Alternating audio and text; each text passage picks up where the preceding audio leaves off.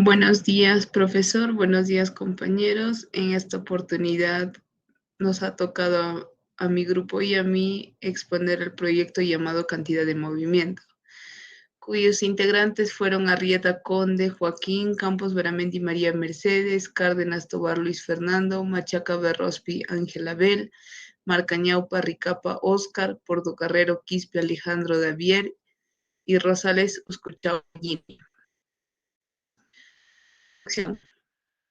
En ese informe se desea explicar el funcionamiento de cantidad de movimiento. Por ello, las fuerzas ejercidas por los fluidos en movimiento conducen al diseño de bombas, turbinas, hélices, etc., por el cual la ejecución fundamental de la energía no es suficiente para resolver todos los problemas que se presentan y por lo tanto necesitamos un auxilio del principio de la cantidad de movimiento.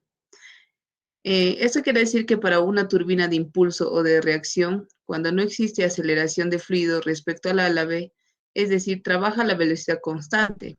En general, la energía del fluido que se transmite a los álaves, el cual es convertida en energía mecánica y esta a su vez puede ser transformada en energía eléctrica, como sucede en las plantas hidroeléctricas. Por otro lado, no cabe recalcar que para realizar este proyecto el grupo no pudo reunirse de forma física. Con la ayuda del Internet hemos podido reunirnos de forma virtual mediante plataformas de WhatsApp, Meet y entre otros, como el correo electrónico también debido a la situación de la pandemia.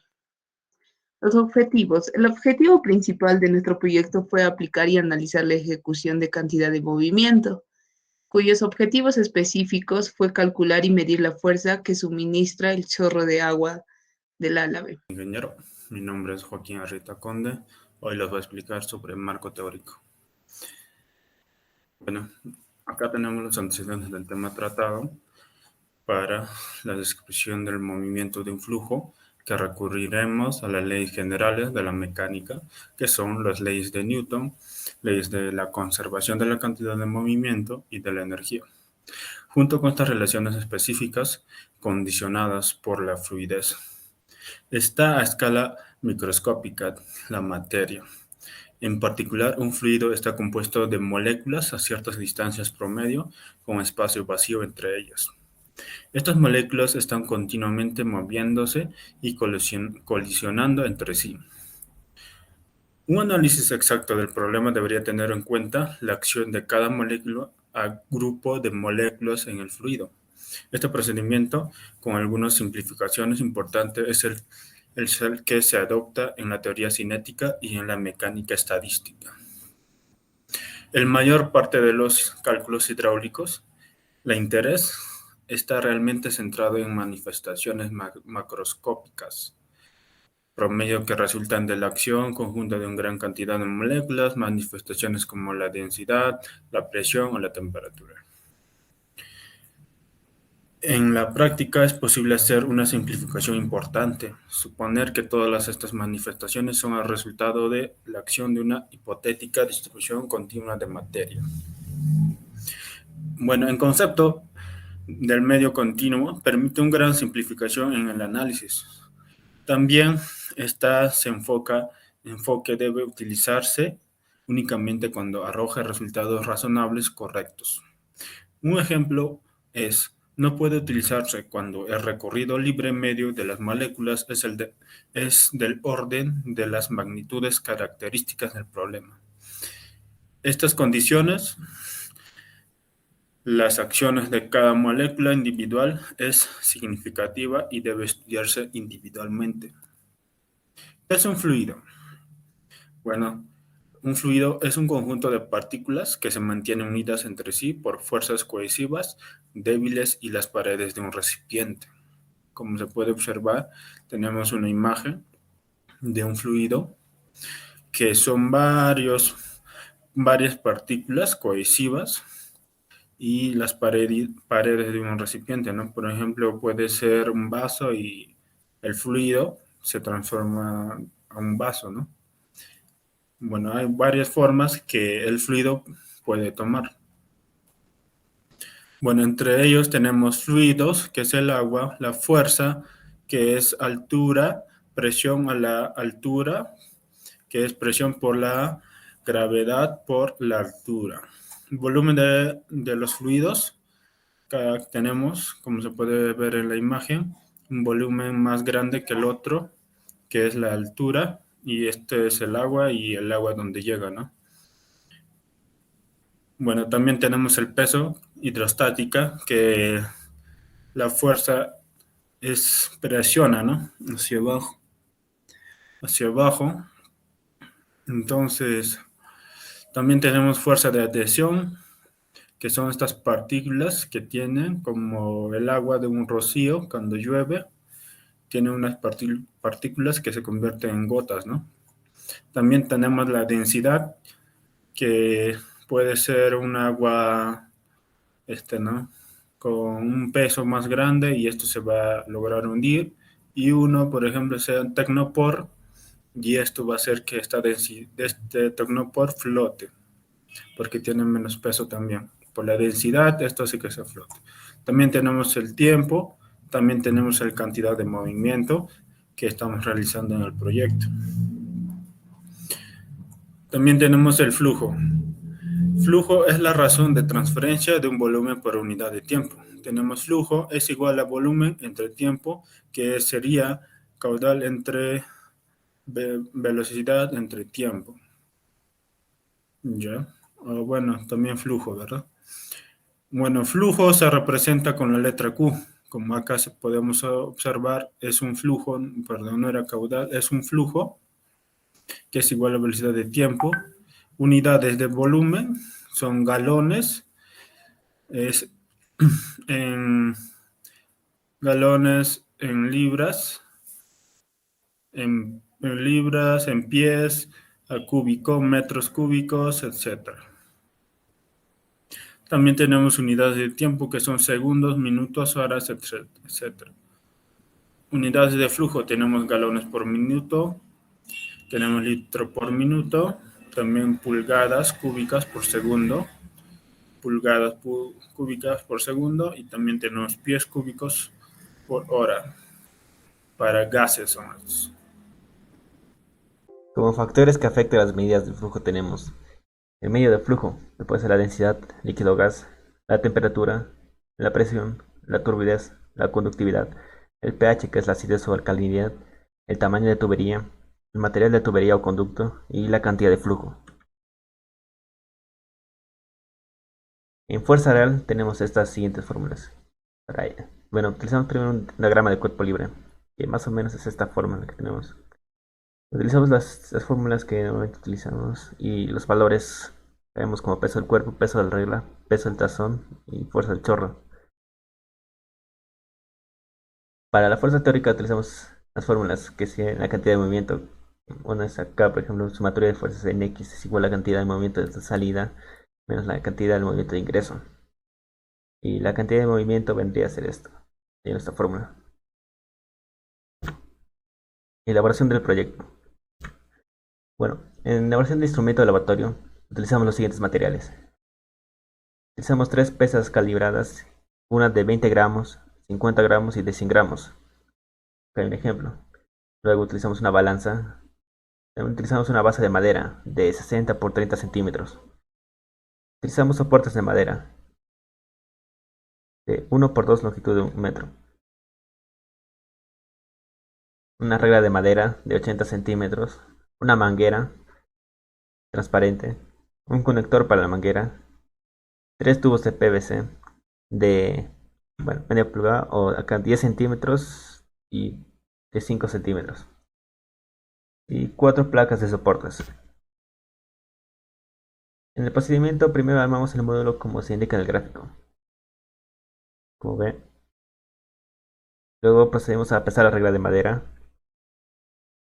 Colocamos el peso de 100 gramos. Después colocamos a la B de esfera de plano de 90 grados y perfil aerodinámico de 135 grados. Procedemos a cerrar la válvula y con el chorro hacia arriba graduar la regla en forma horizontal con las pesas. Abrimos las válvulas y medimos el caudal. Y medimos la distancia del peso. Bueno, continuando con la exposición, ahora les voy a hablar sobre el desarrollo del ejercicio. Bueno, ahora desarrollaremos sobre el álave plano.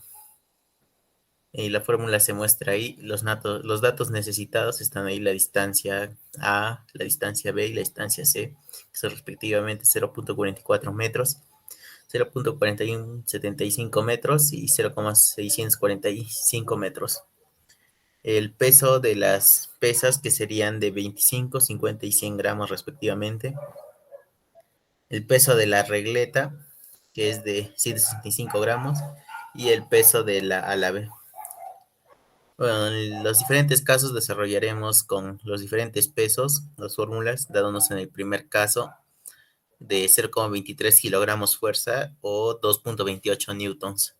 En el segundo caso con la pesa de 50 gramos, que nos daría de 0.26 kilogramos fuerza o 2.63 newtons.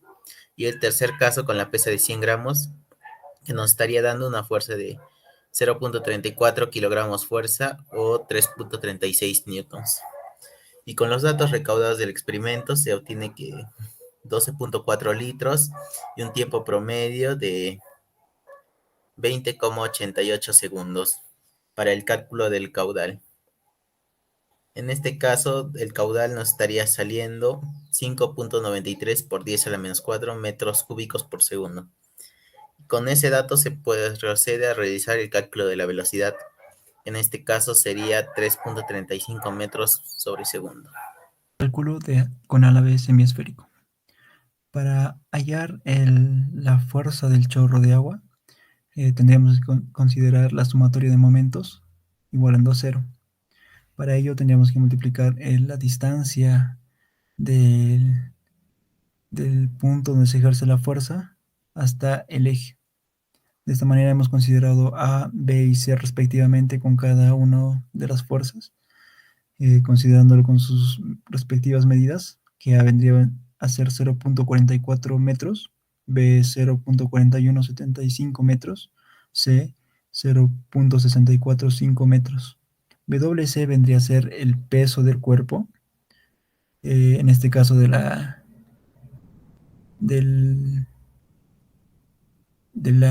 tres pesas, ¿no?, graduadas, de 25, 50 y 100 gramos, que respectivamente en sus kilogramos están al costado.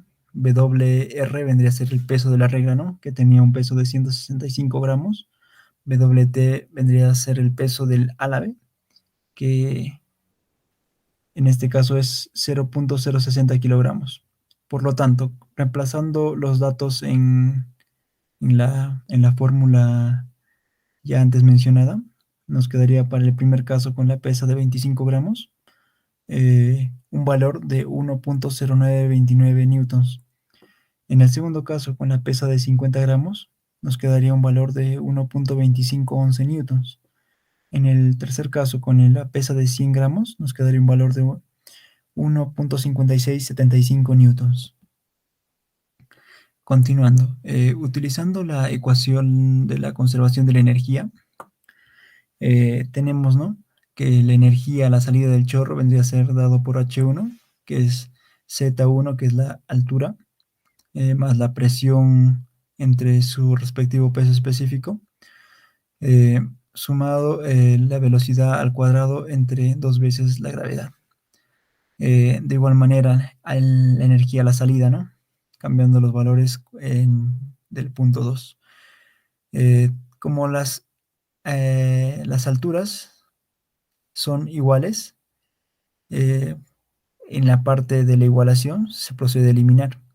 Asimismo, las presiones, como son atmosféricas, se les considera cero, por ende también se procede a eliminar, quedándonos de la manera, en esta forma, que quedaría la igualación: velocidad 1 al cuadrado entre 2 veces la gravedad es igual a velocidad 2 al cuadrado entre 2 veces la gravedad, dándonos como consecuencia la igualación de velocidad 1 es igual a la velocidad 2, que la velocidad que sale de esta parte de aquí vendría a ser igual a la parte que se divide el chorro, ¿no?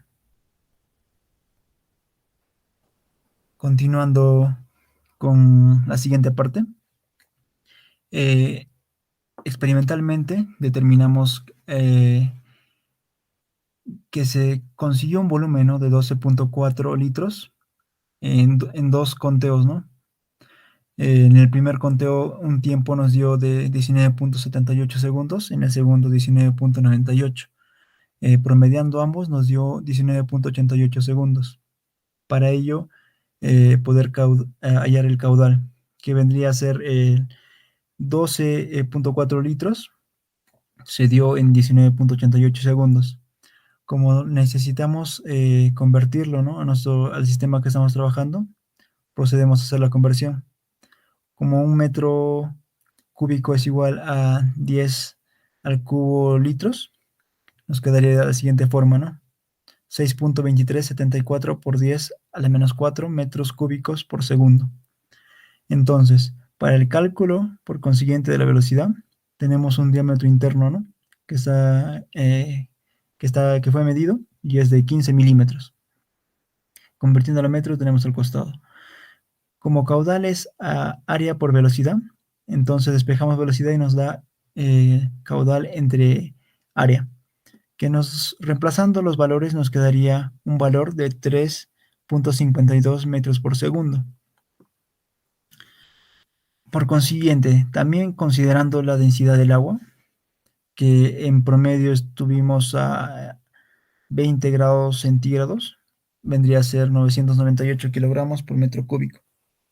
Como la fuerza X es la fuerza, F de X es la fuerza del chorro del agua, entonces tenemos la siguiente ecuación, ¿no?, que se deduce por la conservación de la cantidad de movimiento, que la cantidad de movimiento a la salida menos la cantidad de movimiento a la entrada vendría a ser la sumatoria de fuerzas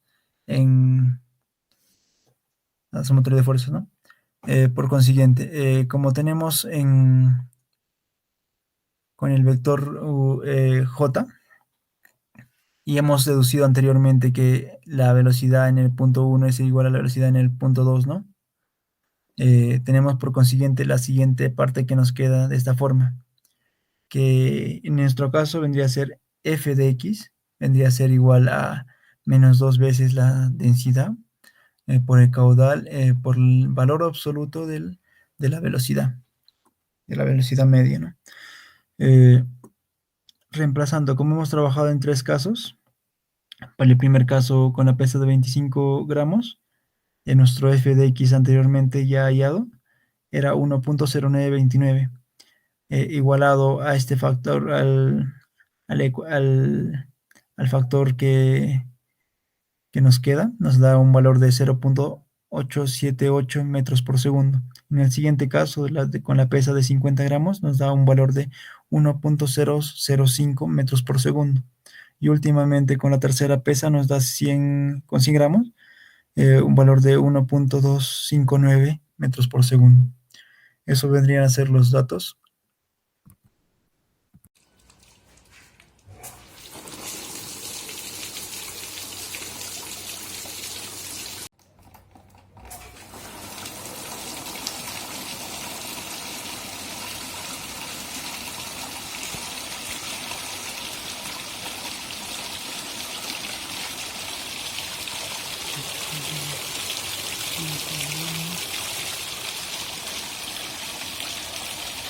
Pasaremos a las preguntas, que la primera sería, ¿cómo interpretas la ecuación de la cantidad de movimiento? Es la variación de la velocidad de un fluido provocado por fuerzas que provocan su aceleración. ¿Qué es un álave? Un álave es la paleta curva de una máquina de fluidos rotodinámica, el cual los álaves cumplen la función de desviar el flujo de corriente, bien para la transformación entre energía cinética y energía de presión por el principio de Bernoulli, o bien para intercambiar cantidad de movimiento del fluido con un momento de fuerza en el eje. ¿Qué variables intervienen en el experimento? Las variables que intervienen son la fuerza del agua, peso de las masas, peso del álave y reacción del apoyo. Si la regla graduada se ubica a mayor altura, de ejemplo, por sobre 30 centímetros, ¿qué ocurre? ¿Cómo calcular la cantidad de fuerza que transmite el chorro? No habría equilibrio y el chorro ya no llegaría al álave, por lo tanto se necesitaría un mayor caudal.